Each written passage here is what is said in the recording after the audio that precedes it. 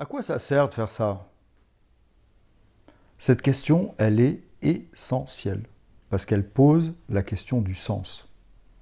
Et quand tu sais à quoi ça sert, ben, du coup, tu fais la chose. En tout cas, tu as beaucoup plus de facilité à faire la chose. Et donc, moi, je lie beaucoup cette question-là à la motivation. Et la motivation, c'est vraiment quelque chose dont j'ai envie de m'entretenir avec toi de façon assez importante là dans cette vidéo. Et je vais aller même plus loin que le mot motivation, mais je vais plutôt parler d'autodétermination. Comment je passe progressivement d'une motivation égale à 0 à une motivation égale à 10, et comment je me prends petit à petit en main, et comment j'arrive petit à petit à être autonome. Autonome dans le sens que j'ai développé dans une autre vidéo, autonomos, parler en mon nom, c'est-à-dire c'est moi qui agis, c'est moi qui pense, c'est moi qui parle, et je prends ma vie en main, je suis vraiment acteur de ma vie.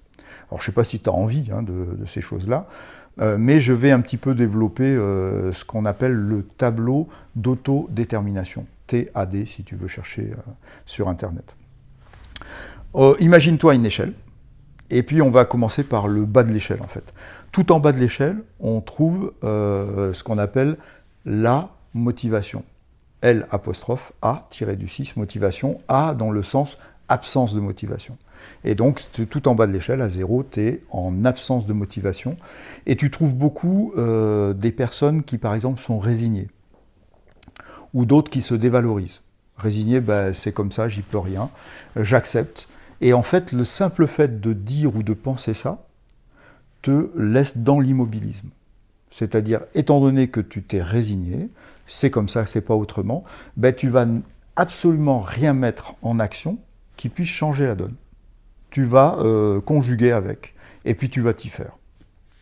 Si tu te dévalorises, c'est plutôt, c'est comme ça parce que je sais pas faire, je suis pas bon, je suis mauvais, je sers à rien. De toute façon, par exemple, j'ai toujours été nul en bricolage. C'est pas demain la veille que je vais prendre un marteau, parce que la seule chose que je suis capable de faire, c'est de me taper sur les doigts, et que le clou, il sera jamais planté dans le mur. Et donc, tu ne te donnes pas la valeur que tu devrais te donner, mais au contraire, tu te dévalorises, c'est-à-dire tu enlèves la valeur que tu as, par défaut et par définition, parce que tu te crois incapable.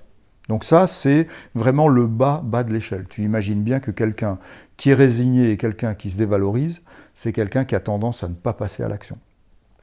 Juste un petit peu au-dessus, tu trouves un cran plus haut, tu vas trouver des gens qui sont motivés, c'est-à-dire des gens qui se mettent en mouvement, mais sous la contrainte. Et ça, c'est pas extrêmement bon. Je m'explique. Tu as ceux qui se mettent sous la contrainte parce qu'ils ont peur d'être punis, ou parce qu'ils ont envie d'être récompensés. Alors un exemple qui me vient, mais alors tout bête, je prends celui de l'école. Pourquoi est-ce que souvent les élèves travaillent? C'est parce que s'ils travaillent, ils vont avoir une bonne note, donc ils seront récompensés. Et si jamais ils ne travaillent pas, ils risquent d'être punis. Soit ils auront 0, voire plus, ils risquent d'avoir une punition, des lignes à faire, ou une heure de colle, que sais-je encore. Donc en fait, qu'est-ce qui me met en mouvement? C'est juste la peur d'être puni, ou l'envie d'être récompensé.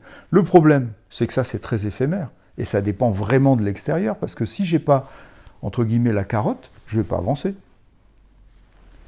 Un petit peu plus haut, tu te retrouves avec je ne suis pas contraint par le fait que je risque d'être puni, j'ai peur d'être puni ou j'ai envie d'être récompensé, mais parce que j'ai peur du regard des autres.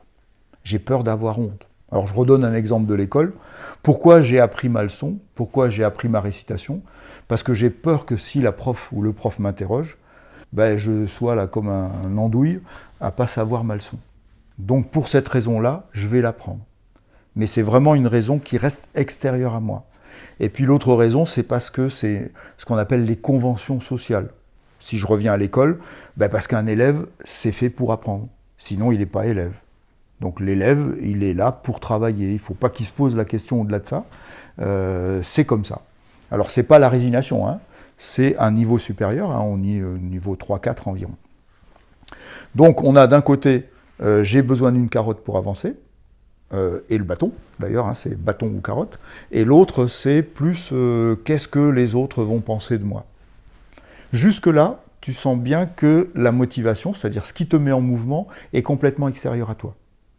Maintenant, ça devient intéressant, on passe à la deuxième partie de l'échelle, où on commence à parler d'autonomie.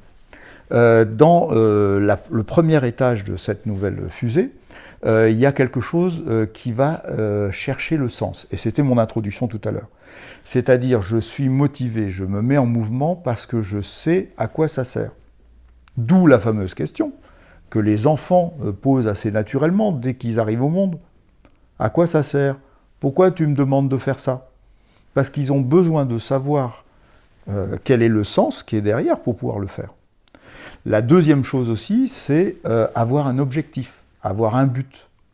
Si je fais ça sans objectif, sans but, ben, ça ne sert à rien. Donc tu sens bien que les deux sont quand même assez liés. Et puis le fait d'avoir un but, ben, ça motive. Par exemple, j'ai le but et l'objectif de partir en vacances dans 6 mois.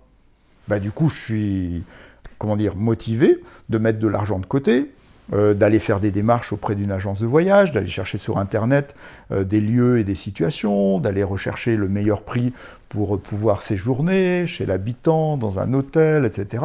Voir les éléments que je peux aller visiter. Donc en fait, qu'est-ce qui me mobilise, qu'est-ce qui me met en mouvement? C'est le but que je me suis fixé. Et là, tu sens que ça ne dépend plus des autres. Hein. C'est plus l'autre qui m'a dit « Ah, tu devrais aller te faire une balade au Moyen-Orient ». Non, c'est toi qui as décidé la chose. Et ça, c'est assez lié à je commence à savoir qui je suis et quelles sont mes valeurs, c'est-à-dire qu'est-ce qui est important pour moi. Ça, c'est des éléments qu'on traite dans d'autres vidéos. Mais voilà, je voulais vraiment souligner, quand tu arrives à ce niveau de détermination qui dépend de toi, eh ben, c'est un peu logique. C'est parce que tu sais qui tu es, et si tu sais qui tu es, ben, tu sais ce que tu veux. C'est tellement évident. Sauf que dans la vraie vie, des fois, c'est pas si évident que ça. Et on progresse encore un petit peu, et là on arrive au nirvana, vraiment au must, on est tout en haut de l'échelle. Cette fois-ci, c'est plus seulement parce que je donne du sens à ce que je fais, c'est plus seulement parce que j'ai un objectif à atteindre, mais c'est parce qu'il y a de l'intérêt. Alors l'intérêt, tu peux l'entendre de deux façons. Soit c'est parce que j'ai quelque chose à y gagner, et que ça m'intéresse d'y gagner quelque chose. Donc non seulement je sais à quoi ça sert, mais je sais que ça va me servir, et que ça va servir mes intérêts. Mais il y a aussi l'aspect intérêt dans le sens passion. Ça me passionne. Je suis intéressé par la chose. Alors c'est rigolo, hein, parce que souvent les gens, quand ils sont intéressés, quand ils sont passionnés, tu les arrêtes pas. En fait, ils sont capables d'aller même par excès, passer beaucoup de temps et beaucoup d'énergie dans ce qui les passionne. Là, on est vraiment dans l'autodétermination de haut niveau. Et puis, il y a l'autre volet, qui est celui du plaisir. Je fais ça parce que ça me fait plaisir, je fais ça par plaisir.